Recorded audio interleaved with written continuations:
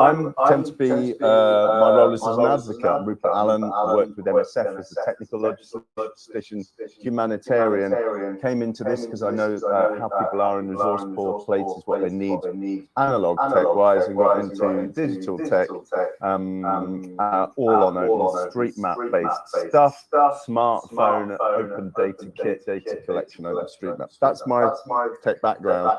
The rest of it is kind of, I've come into it from there, so I know what I know. I'm going to quickly share my screen, talk to you about this project that we did. So basically, can someone just confirm that I'm just waiting for the share, that you guys can see a slide coming up. Yeah. Can anyone see that slide? All good, right? No. No slide? No, not yet. Okay.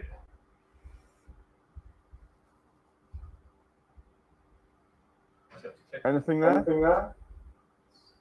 Should we go with that? On the right, I think you can max this one. There you go. Is there? Are you seeing the slide? You've got it, right? Yeah, slides are up. Brilliant, thank you. So this is the OpenStreetMap Tasking Manager. So yeah, as I said, I'm an advocate. That's my kind of role and strength, really, a community advocate for this most simple tech to help people and to try and get people onboarded. I'm not a brilliant technology expert. I'm more of an ethnography, open data kit, human-centered design person. So I've done this work in humanitarian outbreaks and refugee crises in Africa, going to the field doing remote mapping, using the Missing Maps model of remote mapping of mapathons, so mapping parties where people get together, map an area that's in trouble, and then people I'm the guy who goes in on the ground and introduces people to use their own smartphones and their own technology and their own needs as well to map, and also to put as much as possible on OpenStreetMap, but give themselves a voice by doing that. So working out how to make the local global and the global local, so that the language is an important part of the understanding of your participation as a very remote or rural or underserved, underrepresented person on OpenStreetMap. Very much a sociological, anthropological interest that I have. And this is it for the last decade. OpenStreetMap has been used for this, as everyone probably knows. It's been around since 2002 or 2004, depending on what camp you're in.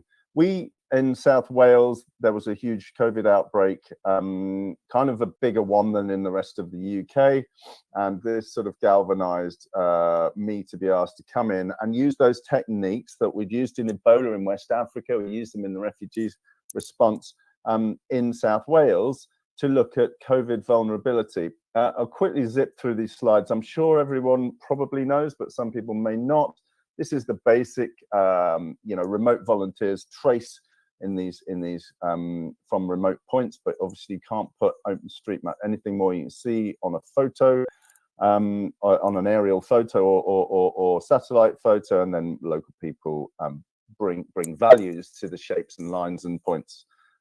This is what a mapathon looks like when it gets organized for particular disaster response. And this is how it looks when we're training people to do it in the field.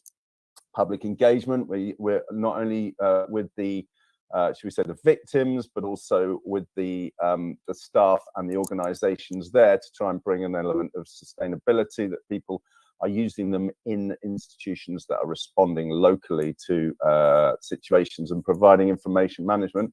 Then taking people with their own smartphones, writing a basic blueprint form, so getting out there once there's some kind of framework map, and coming back with questions and different terminology, blocks or tanks here, describing a community center because they're centered around water here. So tank is more important as the community gravitates around a tank rather than a block that they've been given by a refugee UN response. So giving them the chance to put their way of looking at the world on the map. And here's a way, so every single place where local people get water, and the red points here, this is after a bunch of about 2,500 surveys, red points on the map saying where the water's non-functional. So they came back and said, yeah, but a lot of these water points, they don't work. So right, great, we'll put that in a survey, and now we can survey that. So it's all about community kind of participating in how we map. And that gets believed by its sheer mass. So these are community mappers, and in the end, it puts this out. And you can go and check these points. And we're in Uganda, for instance, putting these maps together around the refugee settlements and presenting them. So much so that you know, a couple of percent may be technically wrong, but in the end, you've got 95% of your information, whereas the kind of sample surveys or professionally taken surveys only going to get 20% of the data in the first place. So you're kind of winning. Here it is, sort of showing here cross sector. So school, we had every school, and we also asked which ones had toilets. Believe it or not, a bunch of them haven't got toilets. So that will affect education. Why? Because girls of a certain school age can't be going to school at certain times of the month, for instance. Very important, quite intricate, but completely anonymous information. That's the other good thing about this, of course. Now we come to why we were in South Wales. These were the outbreak statistics, but this was kind of as good as it got. It looks good infographics wise, but to be quite honest, this is just from GP and hospital health centre reports. There was nothing closer to the community about their situation than just who walked in. And so my job was to look at the situation, and I came up with this concept that there were two types of vulnerability to COVID. There was the mental sort of isolation part of it all, the disempowerment, and the social financial exclusion and inclusion, leading to sort of vaccine hesitancy, and also just you know, other problems, you know, suicide, for instance, mental health issues. And then the vulnerability, so when people have a comorbidity, they don't have a good exercise or nutrition regime, and so when they do get COVID, they have far more problems, you know, and they're much more vulnerable clinically. So non-clinical at the top in a way, and clinical at the bottom. And that, as COVID went into a kind of endemic rather than pandemic sort of mode, the food deserts theme that's been running for years through this came through, and through the Welsh health response generally, the public health, and the access to affordable food, things that are a little bit more nuanced than simply how far are you from a shop that sells veg. If it sells organic veg for a lot of money, then it's less accessible than it looks. Bus stops with no shelters or benches in really exposed sort of high mountain hilltop positions are not really accessible to old people who've got mobility issues, for instance, or pneumonia or something. They can't wait there, especially if the buses aren't working. So this kind of stuff where OpenStreetMap can contribute a much deeper layer was really important. The other thing about it, of course, was to have a say in people, to have their own say in their own healthcare, and the social prescribing. People were enjoying the work. You know, they were actually feeling like they were doing something, and it was active and important, and they could see it happening as they mapped. So these are the kinds of maps that they came up with. We want to do our assets. We want to say where our historical points are. With the food thing, the community came up with an idea. Why don't we say where we can pick berries or nuts and all our foraging for wild foods, because we're really into that home cooking thing. So suddenly we have all these social assets where we've got history, but we've also got youth centres or community centres, and we've got open spaces, and we've got food that can be picked. So just to give you a picture of Merthyr and where we mapped in the Gurnos estate, it's quite well known to be a place of quite high deprivation, and there's indexes of this. So this was why to do it. I'm zipping through these, I'm sorry, but it'll give us a chance to hopefully have a chat afterwards. So this is an interesting one. This road here, it turns out, was a big development, so people couldn't get across it into the green space, can't get exercise. they might be able to get exercise in some of these green spaces, but we see a litter, drug litter. So that's why people might, but it's not safe to go there. We ended up doing two types of data collection. One was interviews, street level, so a sample interview, a key informant with perceptions and barriers, and then the geographical, physical geography interviews of OpenStreetMap. So they were surveys, and they were litter, they were schools, they were all points to do with the physical geography of where green spaces are, where shops are, what they sell, where youth centres are, who they serve, how many people, for instance. So we basically had an interesting one where people would say, there was a question, how far are you from a safe green space where you can get exercise? And when you look at it, it might look like they're right next to a green space, but it turns out they don't feel safe going there. So those kinds of things where you can map the physical reality, when you start mapping the perception against it, it gets interesting. And then you can cross-check it and say, well, yeah, we do see that there's drug litter in these places, and, you know, reports of that sort of thing. So again, steep hills, people, these heat maps, steep hills, people can't get up to a shop or something. So you get this kind of, those kinds of behavioral stuff that can be mapped, and these layers can be set on top of a well put together base map, which was the work of the remote volunteers. We used with the remote mappers, including volunteers. We actually used African mappers as well to do some of this work.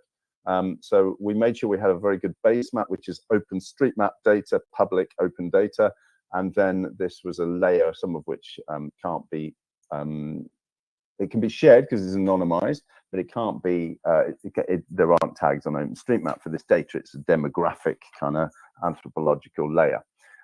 This is what it looks like in Merthyr, and these are the interviews. So, and these are some of the response, rats and this A465 road development, which hems in, this was interesting. They reckon, some of the locals think it hems in the rats and the wildlife and keeps some out and some in. So it's created more of a problem. So that's really interesting from the environmental point of view, that big developments can be seen. So this is a real insight doing this kind of mapping into not only human behavior, but what happens within an environment where stuff changes. I must say that there are only a few places in the world where I've mapped. I've been on the street and I was sort of going around and caretaking surveyors and making sure they were all right, and they actually saw a couple of bullet holes in a couple of places, which was kind of quite shocking. It is quite difficult there, and it can be, and people are living in with some degree of hardship there, the joyriders, etc. These are what some of the surveys look like. We use field papers to plot our way around the space. Once we had a blank map that had been remote mapped, and that would help us to tick off the roads and places we've gone to. We can come back to any of these, but again, basically, there's this amazing response from community. They really kind of got on board once they realized that they had a say. But this is one of the big advocacy things with open source, taking it to communities and making people realize that it is up to them is possibly the biggest challenge that I face. And also I myself have faced that. I couldn't quite believe that I was allowed to participate in open source. You know, that whole kind of epiphany that I'm sure perhaps we've all been through, certainly people of a certain age. I certainly had my lights switched on by OpenStreetMap in that way. So I'm going to quickly finish there. I'm going to get out of here, and I might quickly share a map, but hopefully you can still see my screen. So this comes into the foraging maps as a live. So this is using UMap and just putting it on top of OpenStreetMap and some of these layers here. So we can, the layers are here. So we have some general hazards we can toggle off and on. And this is what I've been using as a sort of demonstration of how this pilot has worked. You know, and then you can go to there and you can see the cleaned data that's collected there. As I say, this was a pilot project in a way. we did this as a demonstration of how useful this kind of technology can be in the UK, and there was some sort of question of oh well, you know, we're not poor and we're privileged and we're rich, but actually you can see that you know that there is a need to do this, and of course when there are social activist projects, it adds to the open data layer and to OpenStreetMap general understanding of open source. I think, yeah, I probably would want to stop there, and perhaps we can talk a little bit more about what we did. But I don't know if Rick or CJ have got anything to add to this in true open source style. Have you got any comments, first of all, CJ or Rick, on this?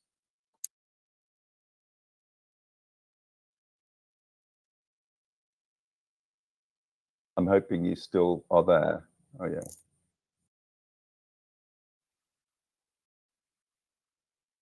CJ, I don't know if you're still there.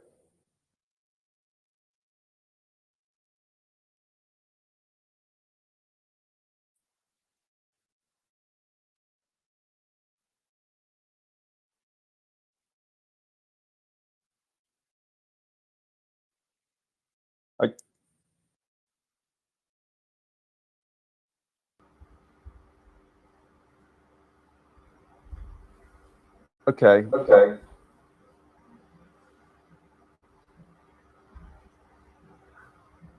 Do you want me to mute? Yes. Yeah, if you could, that'd be great.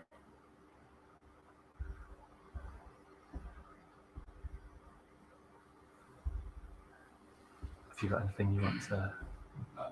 We're live. Well, just so I was a volunteer on the project, working on doing the remote mapping piece. But I think, Ruba, just to add, I mean, Ruba was on the ground doing all of the work. And I think the other lesson that you shared with us as it went on was the challenge of getting volunteers activated. So that was underestimated at the beginning, I think, by the health authority. They thought, we'll get somebody in and it'll happen. And it was quite a slow start, wasn't it? Building up. Once you've built that core group of volunteers, that's when I think the project really took off. But there was a time, there was a couple of months in where there were real questions to be asked about whether it would work at all, in terms of being able to activate enough volunteers on the ground. But once it got going, I think, Ruben, if you want to add to that, but that community of volunteers you built up came from some sort of quite surprising sources, and then when they got active, that's when you really started seeing the value of the project.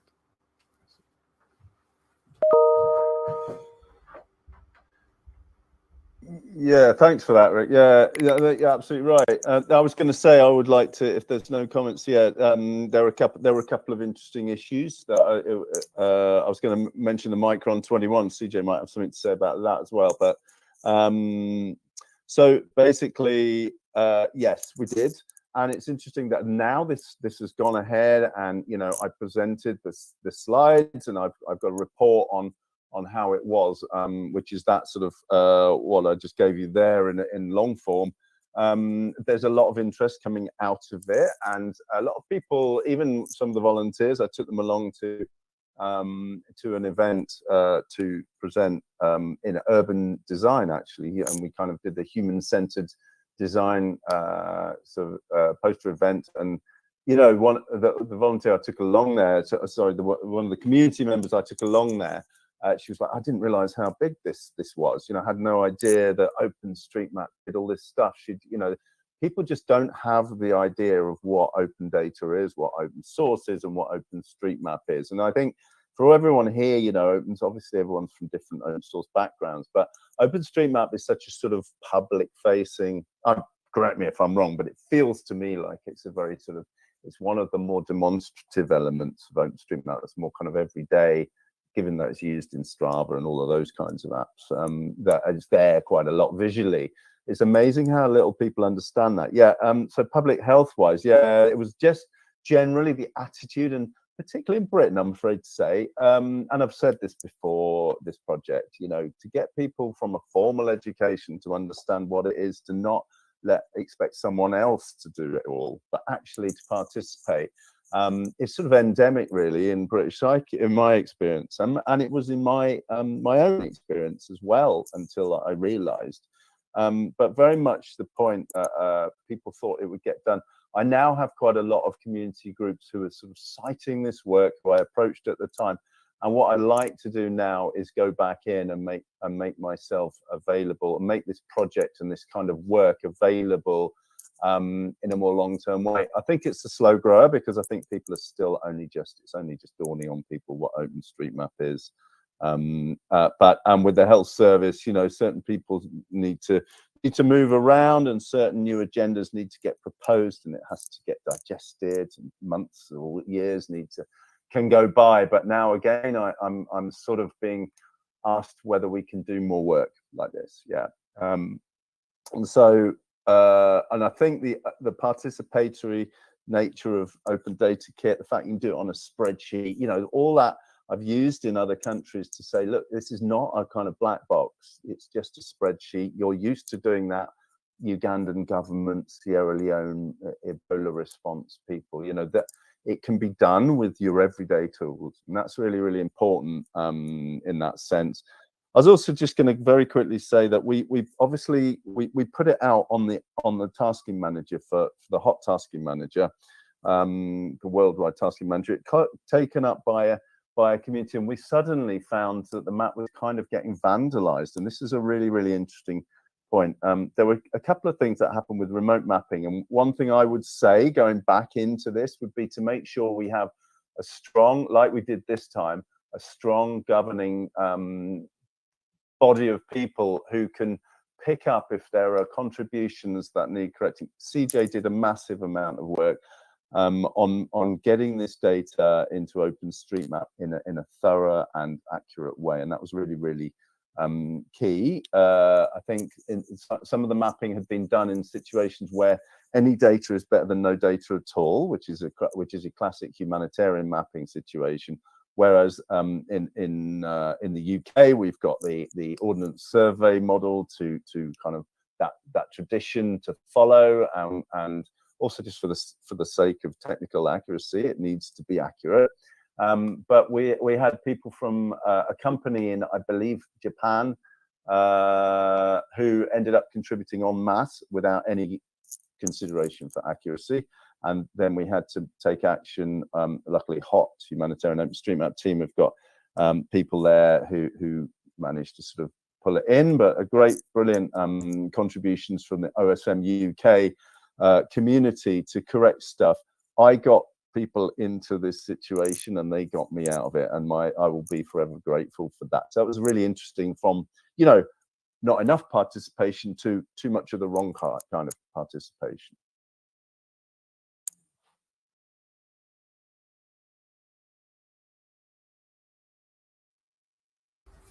Cool. Unless anyone has got any more questions, go for it. Yeah, in terms of is there a kind of marketing strategy for OpenStreetMap that means that will actually basically make it more obvious to people on the street what they can do? I mean, what is the overall plan that's doing? And then also for the governance issue, like what are the kind of governance structures? How can you ensure engagement with that? Like, I'm a complete newbie to all this, so for me, like, I am that person that he's talking about. How would you get to me? How is OpenStreetMap as a whole community planning on doing that? Rube, can you hear that? Yeah, thank you. Yeah, thank you very much. Brilliant. Yeah. And again, interrupt me, anyone. Basically, there are different things that happen. So there's validation that happens with HOT. So you contribute on you have a tasking manager. You split an area into squares, and everyone takes a square, and it gets mapped, and then it gets validated by people who are more experienced. So it has a second pair of eyes. That's across the board. And you have to kind of qualify as a validator for HOT. So that's one way that it works. And then the peer governance, the community, peer-to-peer community policing of OpenStreetMap is something that on this occasion worked really, really strongly, because within a couple of hours, I was getting some feedback from the OSM community saying, what on earth's going on here?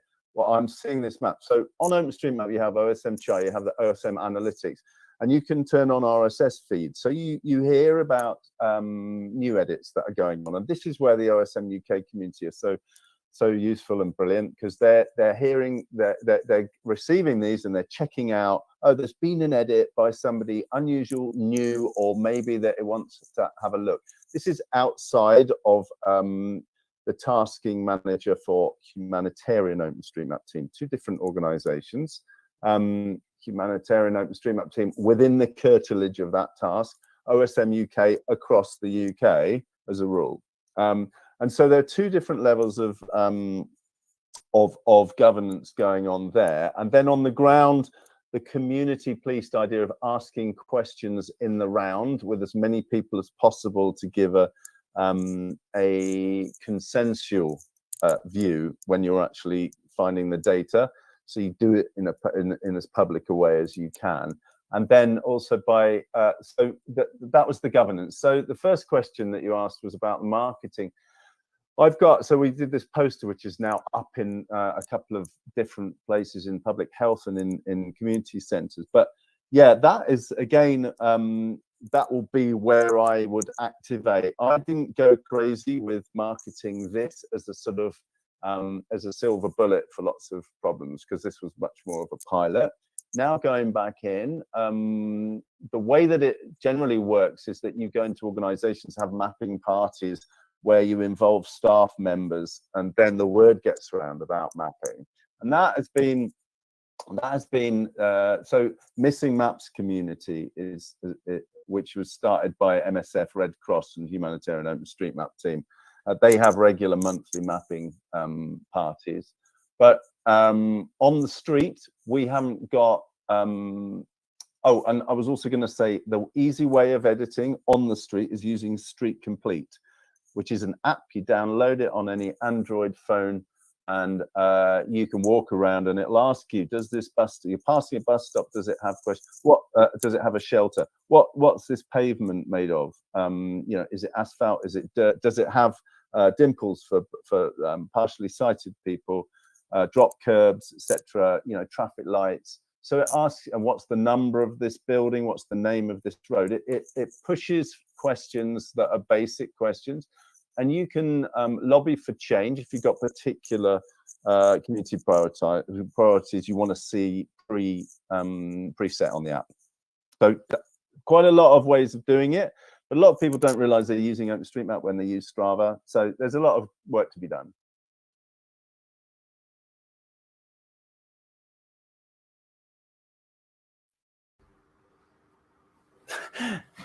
Thanks for that, Rupert. We're going to have to wrap it up there because we've got another presenter to come. But thank you for dialing in from the States and presenting to us.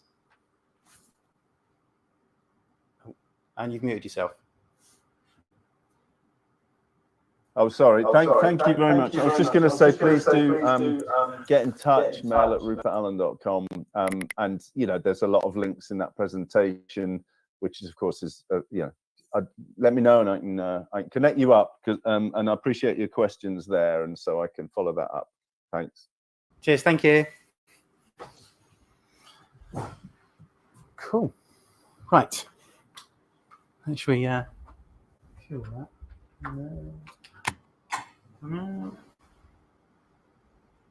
That's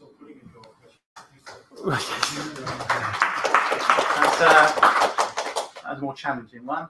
Okay, we've got to set you up. So if anyone wants a quick comfort break, go for it, drink of water, etc.